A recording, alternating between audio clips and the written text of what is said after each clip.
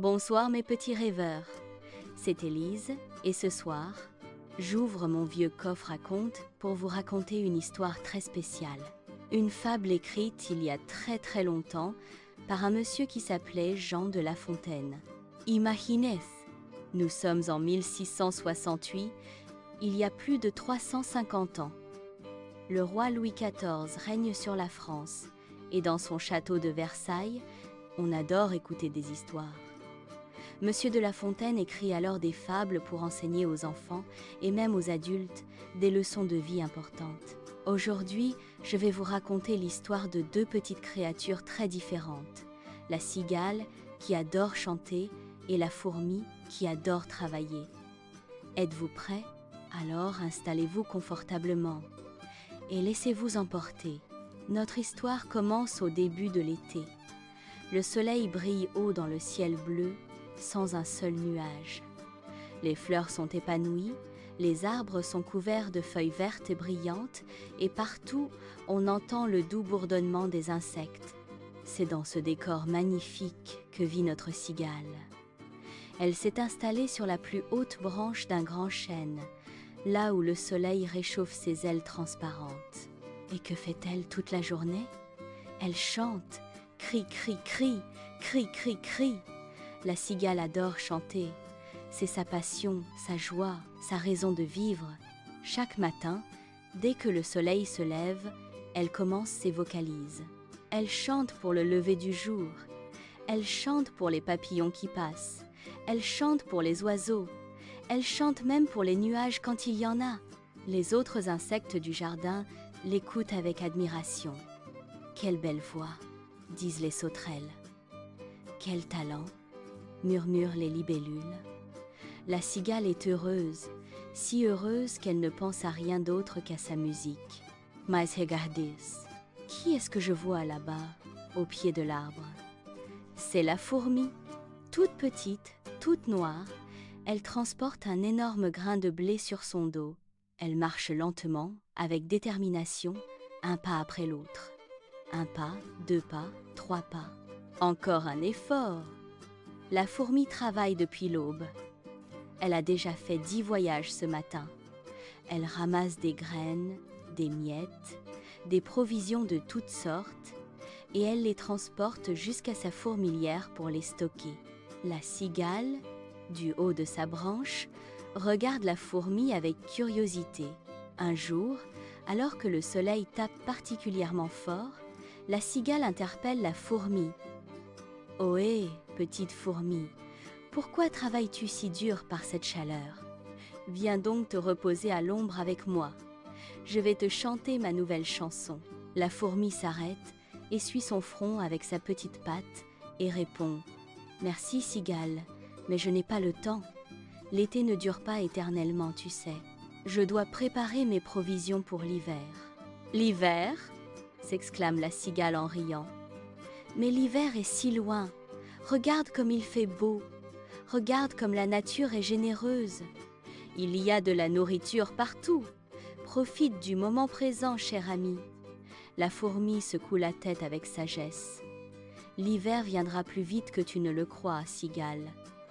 Quand le froid arrivera, il n'y aura plus rien à manger. C'est maintenant qu'il faut faire des réserves. » Mais la cigale ne l'écoute pas vraiment. Elle reprend sa chanson, encore plus fort, encore plus joyeusement. La fourmi soupire et continue son travail. Et ainsi passent les jours d'été. La cigale chante du matin au soir, profitant de chaque rayon de soleil, de chaque brise légère. Elle se nourrit de la rosée du matin et de quelques gouttes de sève, juste assez pour continuer à chanter. Pendant ce temps, la fourmi travaille sans relâche. Elle fait des dizaines de voyages chaque jour. Sa fourmilière se remplit peu à peu de provisions, des graines de toutes sortes, des morceaux de fruits séchés, des miettes de pain trouvées ici et là. Elle organise tout méticuleusement, créant de petites chambres de stockage bien ordonnées. Les semaines passent. Juillet devient août, août devient septembre. Un matin, la cigale se réveille et sent quelque chose de différent dans l'air. Il fait un peu plus frais. Les feuilles du chêne commencent à changer de couleur, passant du vert au jaune doré, puis à l'orange et au rouge. L'automne est arrivé. Les jours raccourcissent. Le soleil se couche plus tôt. La cigale continue de chanter, mais sa voix n'est plus aussi forte qu'avant. Elle commence à avoir froid le soir et elle doit se blottir contre le tronc de l'arbre pour se réchauffer. Les fleurs se fanent une à une. Les fruits tombent des arbres. Les insectes commencent à disparaître, cherchant des abris pour l'hiver qui approche. La cigale voit la fourmi passer encore et encore, toujours aussi affairée. « Tu travailles encore, petite fourmi ?» demande-t-elle, surprise. « Bien sûr, » répond la fourmi. « Les dernières provisions sont les plus importantes. Bientôt, il sera trop tard. » Mais la cigale hausse les épaules. Il reste encore quelques jours de beau temps, elle en est sûre. Elle continue de chanter, même si sa voix tremble un peu dans le vent qui devient plus froid. Puis un matin, la cigale se réveille et découvre que tout a changé. Le ciel est gris, un vent glacial souffle à travers les branches maintenant dénudées. Les dernières feuilles tombent en tourbillonnant. L'hiver est là, la cigale frissonne. Elle a si froid, et surtout, elle a faim. Elle n'a plus de rosée à boire, plus de sève à sucer. Tout est gelé, tout est mort autour d'elle. Elle essaye de chanter pour se réchauffer, mais sa voix s'étrangle dans sa gorge. Elle est trop faible, trop affamée. Que vais-je devenir ? Se demande-t-elle, les larmes aux yeux. Je n'ai rien mis de côté, je n'ai pas de provisions. Je n'ai même pas d'abri contre le froid. C'est alors que la cigale se souvient de la fourmi. La petite fourmi travailleuse qui a passé tout l'été à faire des provisions.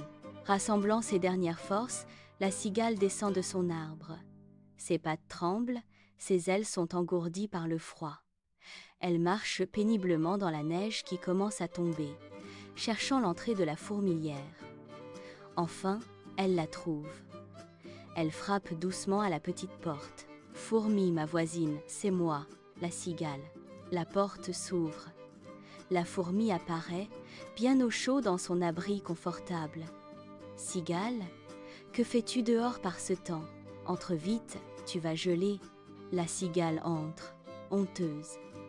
À l'intérieur de la fourmilière, il fait chaud et sec. Elle voit toutes les provisions soigneusement rangées, des piles de graines, des réserves de nourriture pour tout l'hiver. Chère fourmi, je suis venue te demander si tu pouvais me prêter juste quelques graines pour survivre jusqu'au printemps. J'ai tellement faim, je te promets de te rembourser quand les beaux jours reviendront. La fourmi la regarde avec tristesse et compassion, mais aussi avec une certaine fermeté. Que faisais-tu pendant l'été, cigale ?